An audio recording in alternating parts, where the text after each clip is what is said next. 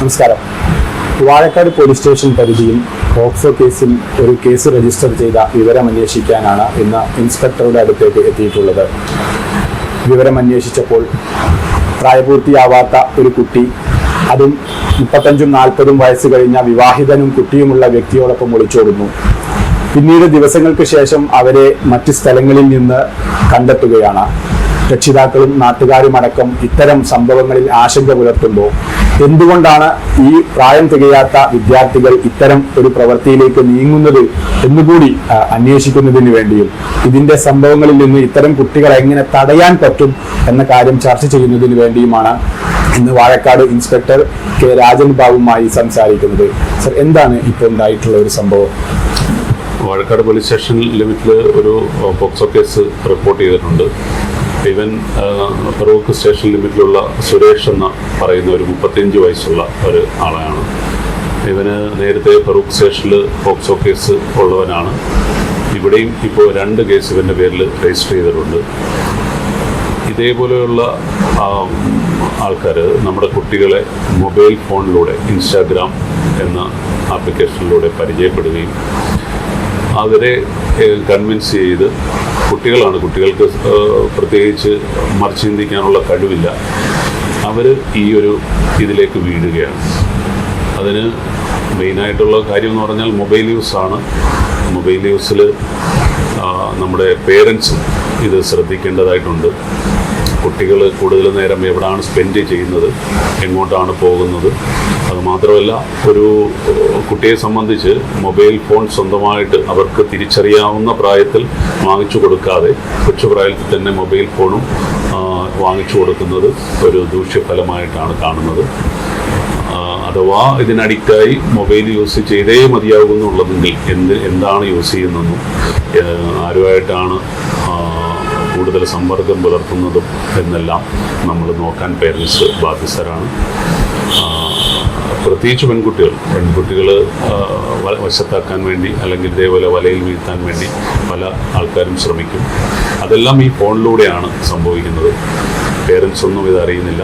അത് എല്ലാവരും ശ്രദ്ധിക്കുന്നത് നല്ലതായിരിക്കും.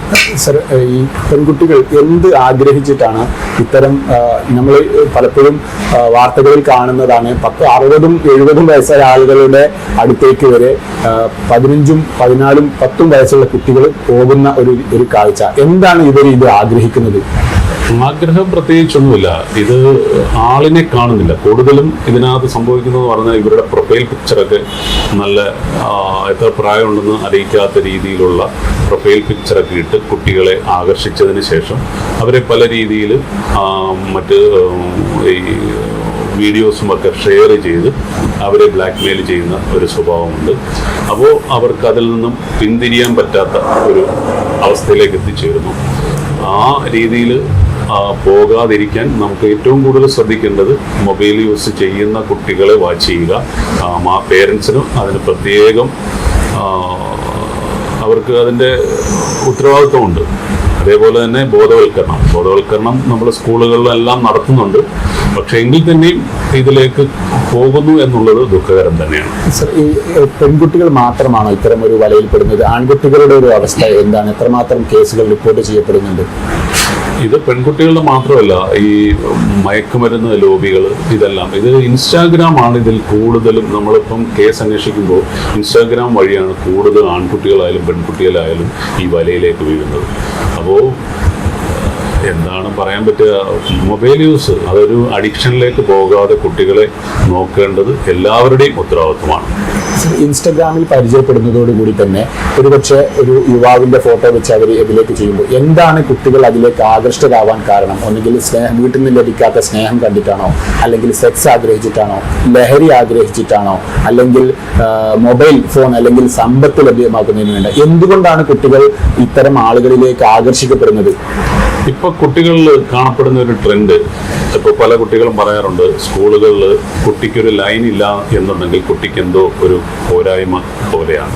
അതേപോലെ തന്നെ കൂട്ടുകാരുടെ ഇടയിൽ ആദ്യം ഒരു രസത്തിന് വേണ്ടി ഉപയോഗിക്കുന്ന ലഹരി പദാർത്ഥങ്ങൾ, അത് ഉപയോഗിച്ച് തുടങ്ങിക്കഴിഞ്ഞാൽ ഇത് ഉപയോഗിക്കുന്നത് ഇതേപോലെയുള്ള കച്ചവടം ചെയ്യുന്ന റാക്കറ്റ്സുകൾ അവർക്ക് മനസ്സിലാവുകയും ഈ കുട്ടികളെ കൂടുതൽ സമീപിച്ച് അതിൻ്റെ ക്യാരിയേഴ്സ് ആക്കാനും ഉപയോഗിക്കാനായിട്ട് കൂടുതൽ ആൾക്കാരെ, കൂടുതൽ കുട്ടികളെ ഈ വലയിലേക്ക് കൊണ്ടുവരാനായിട്ടും ഓരോരുത്തരെയും ഈ ഒരു റാക്കറ്റ് ശ്രമിച്ച് ആ ഒരു രീതിയിലേക്കാണ് ഇത് പ്രവർത്തിക്കുന്നതെന്നാണ് മനസ്സിലാക്കിയിട്ടുള്ളത്.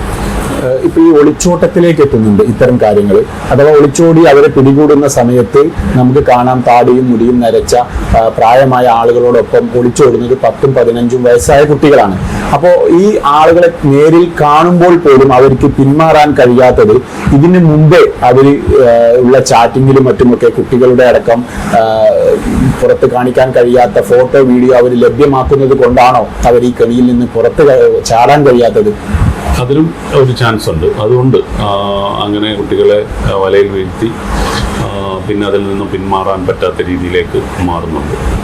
രക്ഷിതാക്കൾ ഈ ഒരു കാര്യത്തിൽ ജാഗ്രത എങ്ങനെ പുലർത്താൻ കഴിയും? മുഖ്യമായിട്ടും മൊബൈൽ ഫോൺ ഈ കുട്ടികൾ അവർ മറിച്ച് ചിന്തിക്കാൻ പ്രായമുള്ളവരല്ല. അവർ ഈ കാണുന്നതാണ് ലോകം എന്നൊരു ചെറിയ റൂമിലിരുന്ന് ഒരു വലിയ ലോകം മൊബൈലിലൂടെ കാണുകയാണ്. അപ്പോൾ ആ കാണുന്നതൊക്കെയാണ് സത്യമെന്ന് ഈ കുട്ടികൾ വിശ്വസിച്ചു പോകും. കാര്യം 15-16 വയസ്സുള്ള ലോകം എന്താണെന്ന് അറിയാത്ത കുട്ടികളിലേക്ക് ഈ ഒരു സംഭവം വരുമ്പോൾ അപ്പോൾ മൊബൈൽ യൂസ് മാക്സിമം കുറയ്ക്കുക.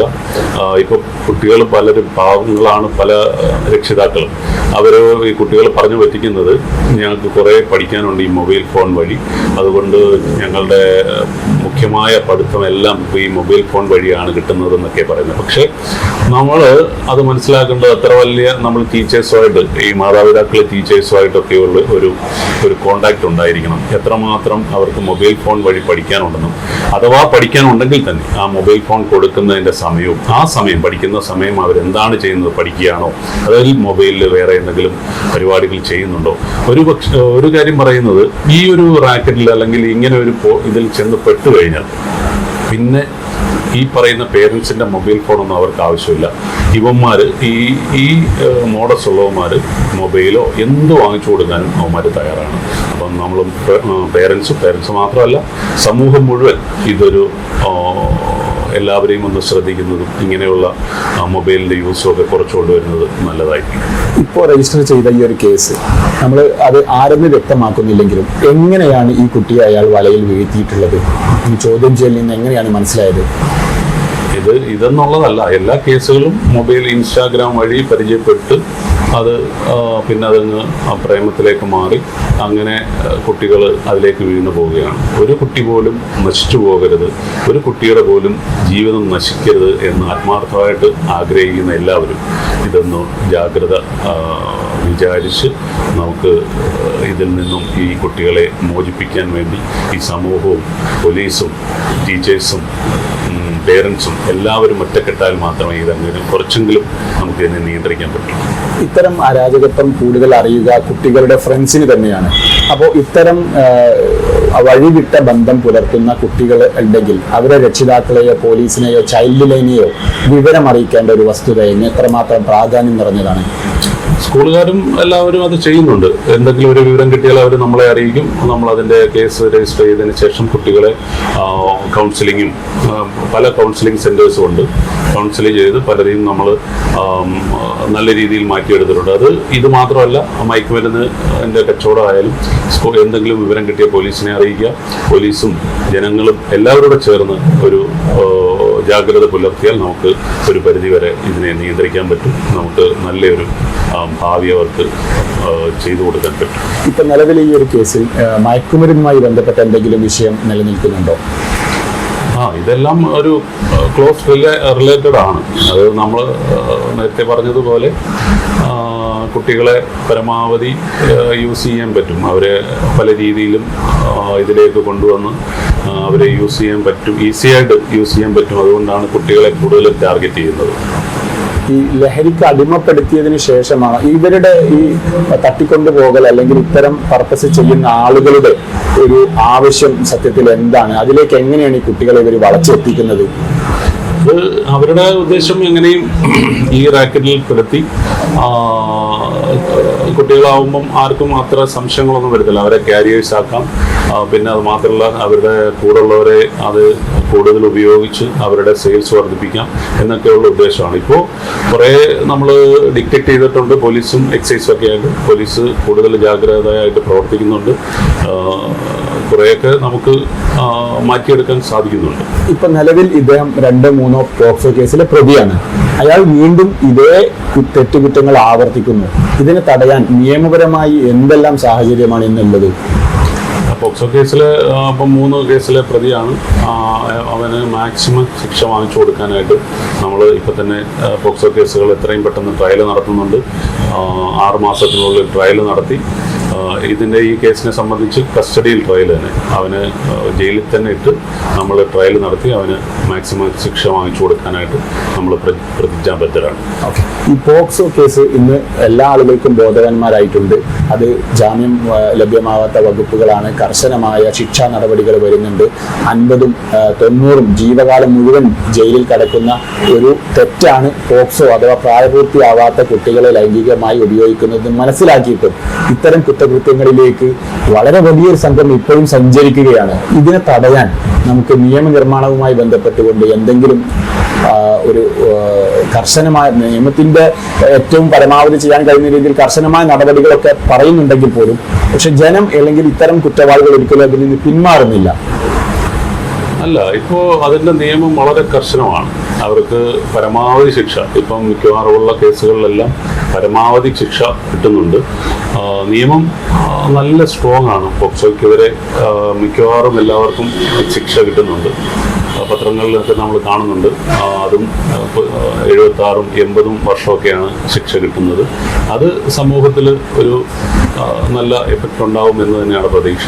എന്നിരുന്നാലും കുറ്റകൃത്യങ്ങൾ നടക്കുന്നുണ്ട് എന്ന് പറഞ്ഞാൽ ഇതെല്ലാം ഒരു കുട്ടികളോട് ഇൻട്രസ്റ്റ് ഉള്ള ഒരു മാനസിക വൈകൃതമുള്ള ഒരു സമൂഹം ഉണ്ടാവാം. അവരാണ് ഇതിനെ കൂടുതൽ ടാർഗറ്റ് ചെയ്യുന്നത്. ഓക്കെ, വളരെ വ്യക്തമായി ഈ ഒരു കുട്ടികളുടെ അരാജകത്തിൽ നിന്ന് തടയുന്നതിന് ആവശ്യമായ ഉപദേശ നിർദ്ദേശങ്ങളാണ് വാഴക്കാട് ഇൻസ്പെക്ടർ ഇപ്പോൾ പങ്കുവച്ചിട്ടുള്ളത്. നമ്മുടെ നാട്ടിലെ കുട്ടികളെ ഇത്തരം കരാളഹസ്തത്തിൽ നിന്ന് രക്ഷപ്പെടുത്തുന്നതിന് വേണ്ടി നമുക്ക് കൂട്ടായി പരിശ്രമിക്കണം. അതിന് സ്കൂൾ അധികൃതർ, നാട്ടുകാർ ഏറ്റവും ഇതിൽ സഹായം ചെയ്യാൻ കഴിയുക സഹപാഠികൾ തന്നെയാണ്. ഒരു കുട്ടി അല്ലെങ്കിൽ തൻ്റെ സുഹൃത്ത് ഇത്തരം വലയിലുണ്ട് എന്നറിഞ്ഞാൽ ഏറ്റവും രഹസ്യമായി ചൈൽഡ് ലൈനിലേക്കോ പോലീസിലേക്കോ ടീച്ചേഴ്സിലേക്കോ അല്ലെങ്കിൽ കൗൺസിലർമാരിലേക്കോ ഈ ഒരു വിവരം എത്തിക്കാൻ നിങ്ങൾ പരിശ്രമിക്കണം. അങ്ങനെ നിങ്ങൾ ചെയ്യുന്നത് ഈ കുട്ടി കാലാകാലം ഒരു മയക്കുമരുന്നിന് അടിമപ്പെടുന്നതിനോ അല്ലെങ്കിൽ സെക്സ് റാക്കറ്റിന്റെ വലയിൽ നിന്ന് രക്ഷപ്പെടുന്നതിനോ കാരണമാകും. നിങ്ങളുടെ കുട്ടികളെ അല്ലെങ്കിൽ നിങ്ങളുടെ സുഹൃത്തുക്കളെ നിങ്ങൾ ആത്മാർത്ഥമായി സ്നേഹിക്കുന്നുണ്ടെങ്കിൽ അവരെ ജീവിതകാലം മുഴുവൻ നിങ്ങൾ ഇഷ്ടത്തോടെ പിന്നീട് കാണണമെന്നുണ്ടെങ്കിൽ ഇത്തരം വലയിൽപ്പെട്ട നിങ്ങൾക്കറിയുന്ന കുട്ടികളെ കുറിച്ച് കൃത്യമായി പോലീസിനെയും അതോടൊപ്പം തന്നെ മറ്റ് ഉദ്യോഗസ്ഥരെയും ടീച്ചേഴ്സിനെയും രക്ഷിതാക്കളെയും എല്ലാം വിവരം അറിയിക്കണം. ഇതൊരിക്കലും നിങ്ങളാണ് വിവരം നൽകിയത് എന്ന് ഒരാളും വെളിപ്പെടുത്തുകയില്ല. ആ രീതിയിൽ തന്നെ കൃത്യമായ ടോൾ ഫ്രീ നമ്പറുകളുണ്ട്, ഇന്റർനെറ്റ് സംവിധാനങ്ങളുണ്ട്, എല്ലാവിധ സൗകര്യവും ഇന്ന് സർക്കാർ ഒരുക്കുന്നുണ്ട്. നമ്മുടെ ഭാവി തലമുറയെ സംരക്ഷിക്കാൻ ഇതിന് ചെയ്യാൻ കഴിയുക സഹപാഠികൾക്ക് മാത്രമാണ്. നിങ്ങളുടെ ഭാഗത്ത് നിന്ന് വലിയ സഹകരണം ഉണ്ടാകണം എന്ന് മാത്രം പറഞ്ഞുകൊണ്ട് ഇവിടെ അവസാനിപ്പിക്കുകയാണ്. ക്യാമറാമാൻ അജീഷിനൊപ്പം ഉമർ ശിഹാബ്, വാഴക്കാട്. വാർത്തകൾ നേരത്തെ അറിയാൻ ഫേസ്ബുക്ക് പേജ് ലൈക്ക് ചെയ്യൂ, ചാനൽ സബ്സ്ക്രൈബ് ചെയ്യൂ.